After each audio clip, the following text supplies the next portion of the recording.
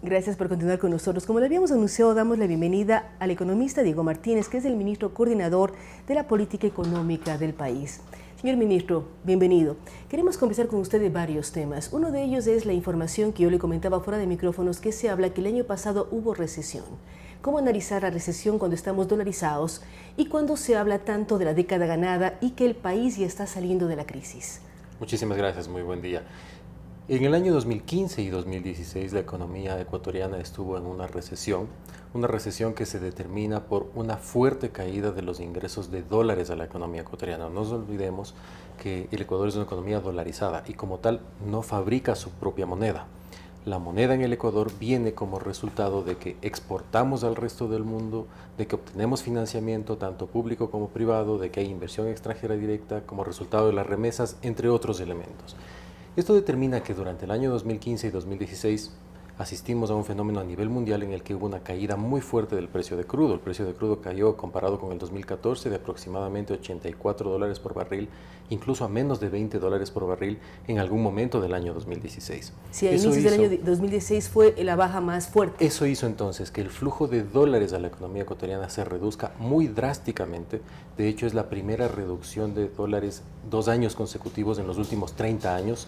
La última vez que esto había ocurrido en la economía ecuatoriana fue entre los años 1985 y 1987, e incluso el fenómeno de estos 2 últimos años fue mucho más fuerte de aquel entonces. En aquel entonces la entrada de dólares se redujo en un 30%, esta vez se redujo en un 36%. Es decir, enfrentamos un shock externo, el más fuerte de los últimos 30. Eso determinó que haya una recesión en estos 2 años. Pero el hecho de haber incrementado el tema de salvaguardias y hacer una serie de elementos y de movidas financieras por parte del Ejecutivo, poner nuevas medidas en una serie de áreas, ¿no precauteló que los dólares no salgan en la misma cantidad que habían salido antes? Justamente las medidas adoptadas como la salvaguardia, la reducción también de las inversiones del gobierno durante los años 2015-2016 ayudaron a que la salida de dólares se detenga y por lo tanto esa piscina de dólares que es la dolarización en la economía ecuatoriana se mantenga estable y logremos haber terminado el año 2016 con los niveles de liquidez más altos. ¿Qué significó esta recesión? Esta recesión significó que durante el año 2015 la economía ecuatoriana creció a un 0,2, un crecimiento muy pequeño pero crecimiento positivo, pero durante el año 2016 tuvimos una tasa de variación negativa, es decir, la economía ecuatoriana se redujo 1,5%.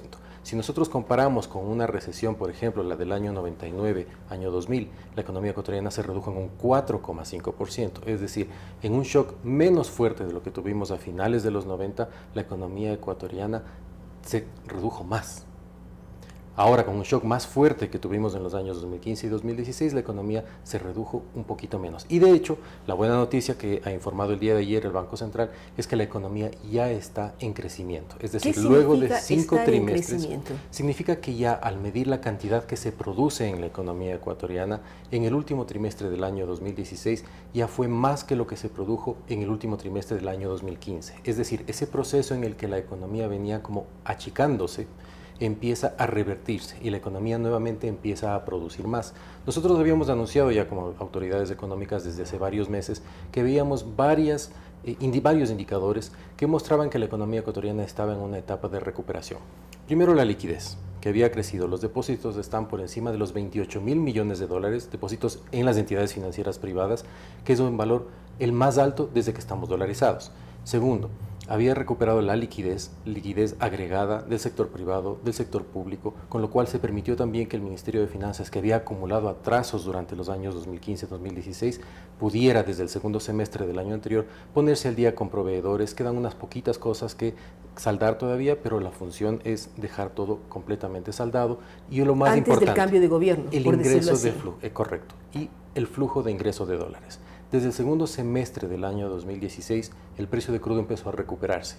Tanto así que ahora estamos con un precio de crudo que sobrepasa los $42 por barril en el caso ecuatoriano, lo cual ha ayudado también que claro, esa $42 eliminando el famoso castigo. A nivel internacional estamos hablando de 50, más el castigo que recibe el crudo, estamos con 40, que es ya un excedente sobre el crudo presupuestado en el presupuesto general del año 2016, porque en el 17 está en proceso todavía. Correcto. Para el nuevo gobierno. El nuevo gobierno tendrá 90 días para presentar una nueva proforma desde la fecha en la que asume el gobierno, que es el 24 de mayo. La mejor noticia todavía es que luego de haber tenido varios trimestres en los que la economía ecuatoriana se redujo en tamaño, ahora ha empezado ya nuevamente a crecer. Y se prevé que para el año 2017 ya volvamos a tener tasas de crecimiento positivas. ¿De qué nos referimos de esta recesión? Esta recesión ha determinado que durante los 10 años que ha gobernado el presidente Rafael Correa, la economía ecuatoriana ha crecido en promedio el 3,4% cada año. 3,4% cada año, excepto en el año anterior, digamos, los 2 últimos años, que usted bien no recuerda, crecimos el 0,2% y el año anterior fue menos 1,5%, es decir, no crecimos. El año anterior fue menos 1,5% en el año 2016 y 0,2% en el 2015. Pero en los años previos tuvimos tasas de crecimiento que sobrepasaban el 5 o el 6%. Gracias a los precios del crudo, gracias a los diferentes ingredientes, por decir así. No solamente los precios de crudo, varios elementos explicaron eso. El fundamental, la enorme cantidad de inversión que generó la economía ecuatoriana. En estos 10 años es, en los últimos 30, los 10 años en los que más ha invertido la economía ecuatoriana, no solamente el sector público, sino fundamentalmente también el sector privado, que ha sobrepasado sus récords históricos de inversión. La diferencia está en que durante estos 10 años, y por qué nosotros decimos que es una década en la que el país ganó, es que durante estos 10 años la economía ecuatoriana creció al 3,4%. Uno se preguntaría entonces, ¿qué pasó los 10 años anteriores? Los 10 años anteriores fueron justo el periodo entre el 2006 y 1996. Gobiernos en los que gobernaron fundamentalmente gobiernos como Yamil Maguad, Lucio Gutiérrez, entre otros. Pero una enorme inestabilidad política, porque si uno piensa, 10 años hemos tenido como gobernante al señor presidente Correa, en los 10 años anteriores podemos hablar de más de 10 mandatarios. No nos olvidemos que durante esos 10 años estuvo justamente en funcionamiento en el país todo un armataje de carácter legal y financiero, que era lo que proponía la candidatura de Guillermo Lasso, que no ganó. Teníamos liberalización financiera, teníamos liberalización comercial. ¿Y qué le pasó a la economía ecuatoriana? En aquel entonces creció y creció menos. Desde ese punto de vista, entonces, lo que podemos decir responsablemente y lo que tuvimos que decir a la ciudadanía durante estos 2 años fue que el shock tan fuerte que tuvimos que enfrentar teníamos que suavizarlo. Una opción era recurrir a las tradicionales medidas que aplican gobiernos como por ejemplo en otros países. Incremento de tarifas de servicios, pero el gobierno ecuatoriano tomó una decisión de no hacerlo de esa manera, sino tomar una decisión completamente diferente. Porque hacerlo de esa manera hubiera implicado una afectación enorme a los niveles de consumo de la población. Y también una reducción de salarios una población y por lo tanto un incremento de pobreza. Algunas dificultades también económicas. Ahora, ministro, hablamos de década ganada, hablamos de la inversión pública que ha sido importante, la inversión privada que también ha sido importante. ¿Por qué nos hemos endeudado tanto? Porque hemos invertido mucho. Sí, pero al mismo tiempo, usted decía, estamos logrando pagar una serie de deudas que teníamos con proveedores como Estado. ¿Qué ocurre con casos como Slumberger, que está diciendo el Estado ecuatoriano me debe tanto y nos preocupa? ¿Qué ocurre con una serie de elementos? Usted anteriormente, antes de ser ministro coordinador de sectores económicos, fue gerente general del Banco Central del Ecuador. ¿Qué ocurre con los préstamos que tiene el gobierno central con el propio Banco Central del Ecuador? ¿Cómo aclarar esta situación y garantizar que el próximo gobierno, que se inicia el 24 de mayo, tenga liquidez para pagar sueldos, salarios y al mismo tiempo pagar las deudas al Banco Central y el servicio a la deuda externa, que es extremadamente alto? No nos olvidemos que hay varias cosas a considerar. Primero, este es el primer gobierno que ha garantizado una regla de comportamiento económico mediante la cual todo lo que son gastos corrientes, salarios, servicios, bienes de uso cotidiano, esos se pagan con ingresos corrientes. Y eso sigue siendo así y debe ser así porque es una regla. Los últimos endeudamientos no ha sido porque hay dudas, hay una prohibición de carácter legal que establece que no se puede utilizar ingresos de capital, es decir, ni petróleo ni deuda para gastos corrientes. Este es el primer gobierno que ha puesto primero esa regla de comportamiento y que la ha cumplido y la debe seguir cumpliendo no solamente los siguientes gobiernos, sino ojalá para salud del país. Segundo, este es el país que más ha invertido durante los últimos años. De hecho, ahora estamos superados solamente por Bolivia, pero durante la última década Ecuador es el país que más ha invertido. Y si uno revisa las cifras respecto a inversión, uno puede ver que la inversión pública se duplicó de la década pasada, que era aproximadamente solo 5% del PIB, casi al 12% del Producto Interno Bruto. Esa inversión se ha hecho básicamente con ahorro público y ahorro del país. El país ha tenido un flujo importante de divisas por el incremento de precios de crudo, entre otros aspectos que ahora se ha revertido. Y el principal ingreso del país en los últimos años son los impuestos que pagamos los propios ecuatorianos. Por supuesto. Y eso como decía ya, sirve no solamente para pagar los gastos corrientes, sino que la parte sobrante de esos ingresos se dedica justamente a inversión. En una parte del gobierno ecuatoriano, fundamentalmente durante estos últimos 2 años, tuvo que recurrir a endeudamiento público. Pero el endeudamiento público creo que es importante compararlo porque muchas veces algunos analistas utilizan cierta información que no es del todo verídica. Por ejemplo, aquí tenemos el endeudamiento público con el que cerró el año 2016, endeudamiento externo, 27% del Producto Interno Bruto. Hay gente que ha dicho que ese endeudamiento es excesivo o que no sería saludable para la economía ecuatoriana.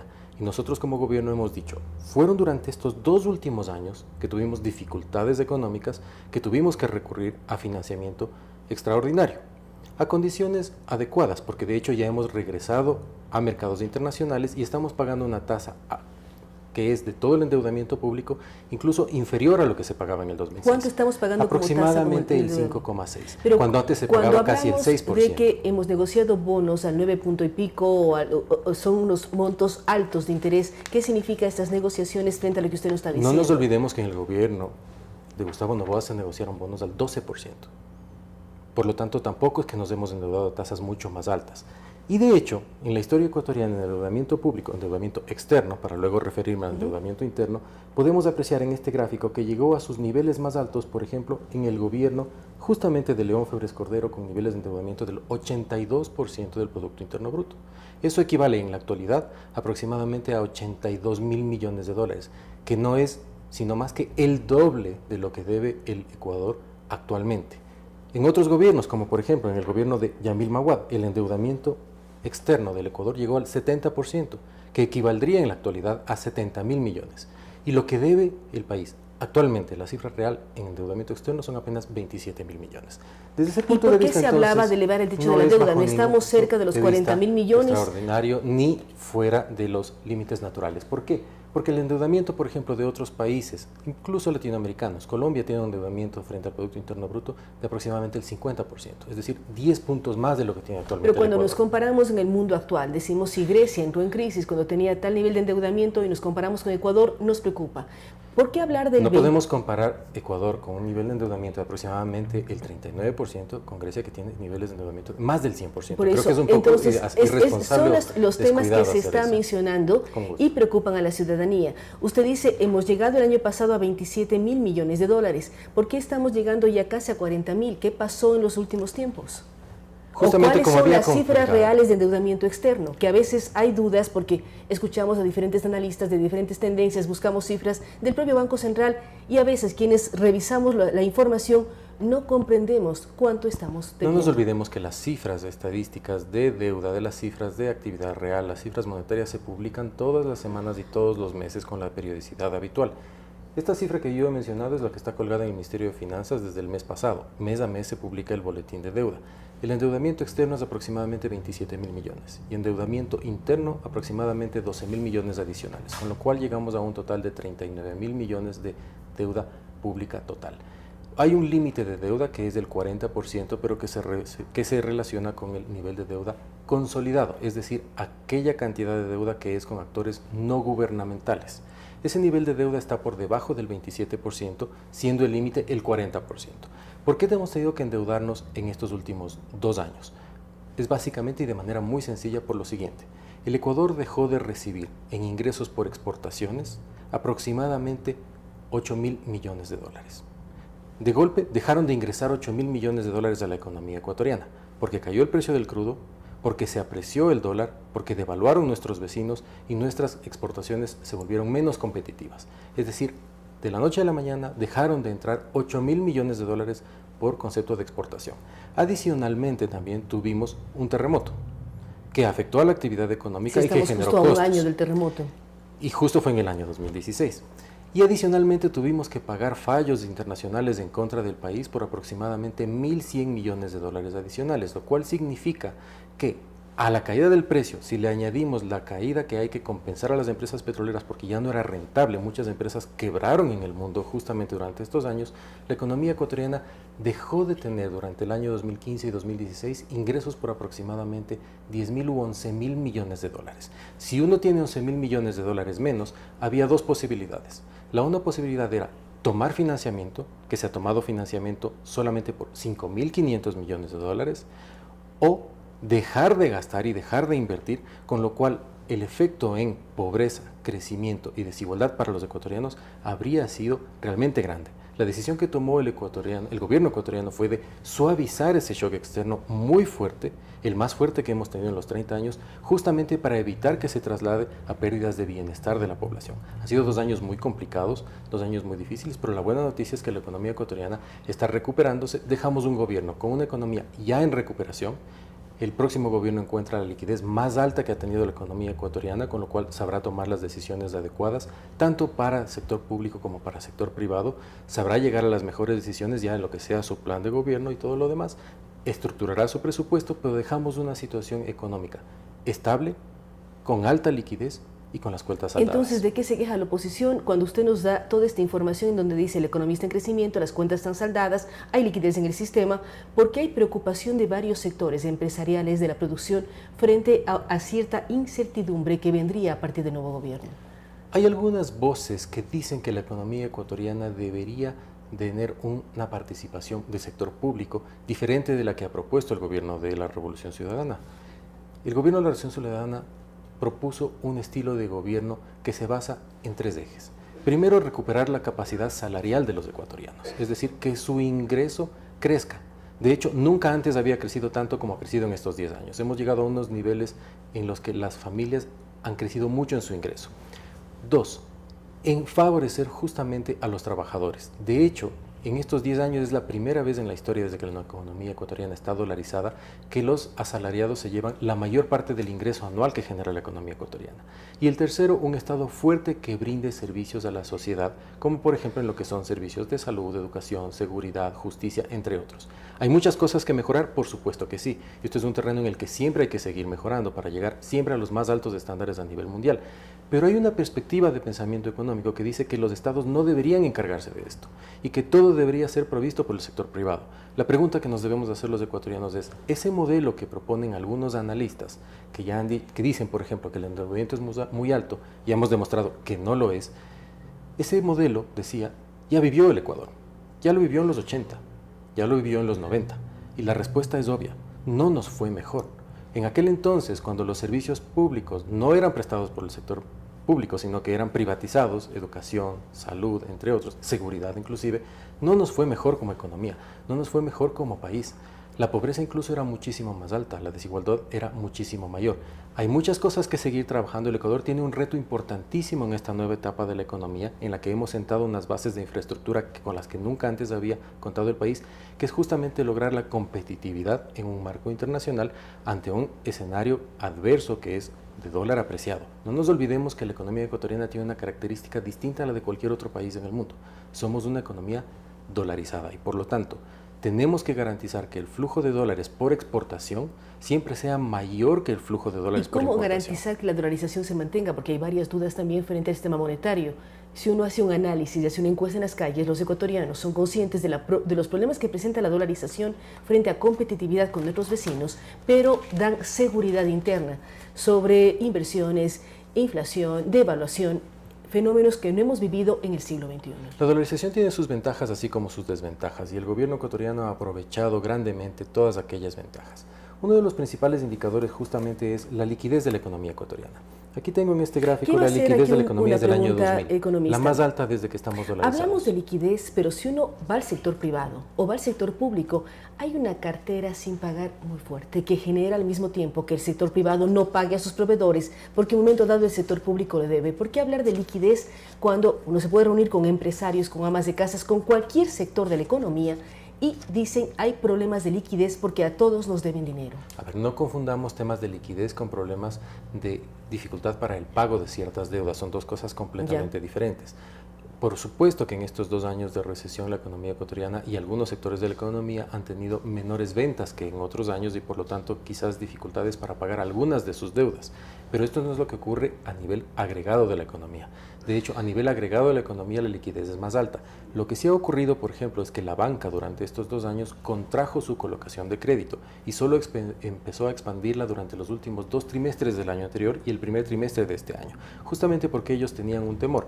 Veían que los depósitos venían cayendo, cayeron de 27.000 a 24.000 millones, una caída importante, pero ahora se han recuperado y están bordeando ya los 29.000 millones de dólares, razón por la cual la banca ha empezado a colocar nuevamente crédito con mayor facilidad. Esto da cuenta entonces de que esa liquidez empieza a recuperarse. No en todos los sectores es exactamente igual. Hay algunos sectores que han sido más golpeados en estos 2 años, fundamentalmente el sector comercio y construcción, pero hay otros sectores que les ha ido bastante bien en estos 2 años, por ejemplo el sector de camarón, pesca y transporte, en los que ya se empieza a ver incluso tasas importantes de crecimiento. De hecho, por ejemplo, otro sector al que le ha ido muy bien en estos últimos 2 años es al sector de generación de electricidad, porque justamente el gobierno hizo un montón de inversiones durante los últimos años que han hecho que la generación de electricidad se recupere. Y, por ejemplo, con la recuperación de la refinería, el sector de refinación de petróleo creció el año pasado al 45%. Es el sector que más crece en el país, la refinación. Una tasa de crecimiento del 45% que nos ha permitido recuperar niveles de ingreso de la economía ecuatoriana muy importantes. ¿Qué viene de aquí en adelante? El gobierno deja una base de infraestructura, como decíamos hace unos instantes, se han concluido ya muchos proyectos, entonces el próximo gobierno tiene un espacio suficiente para orientar sus inversiones ya hacia otros objetivos, porque aquellos básicos que son de dotarle a la economía ecuatoriana de una infraestructura que nunca antes tuvo y que todo país debería tener, están ya. Y por lo tanto el nuevo gobierno podrá tomar las mejores decisiones que considere oportunas. Esperemos que así sea. Queremos agradecer al señor ministro, coordinador de la política económica del país, el economista Diego Martínez. Él nos ha hablado de las cifras que maneja el gobierno y que se está entregando al nuevo gobierno. Él dice, la economía ecuatoriana está en crecimiento, hemos tenido procesos de recesión 2015, 2016 muy complejos para la economía nacional, pero el último trimestre ya se habla de crecimiento. Habla también de los porcentajes de endeudamiento comparando con otros regímenes que han gobernado el país. Él habla de una economía en crecimiento, habla también de la famosa década ganada que tanto hemos escuchado. Hay que analizarlo, evaluarlo, ver las cifras y ver qué economía está entregando el gobierno que termina sus funciones el 24 de mayo al que inicia. Hay una serie de parámetros que esperamos en una próxima oportunidad nos visite el señor ministro para analizar cómo se paga deuda y una serie de elementos que indiscutiblemente involucran no solamente al gobierno, sino al país entero. Gracias nuevamente al economista Diego Martínez. Vamos a una pausa, luego de la cual estaremos dialogando con el embajador Luis Gallego sobre la situación que vive el mundo en estos momentos.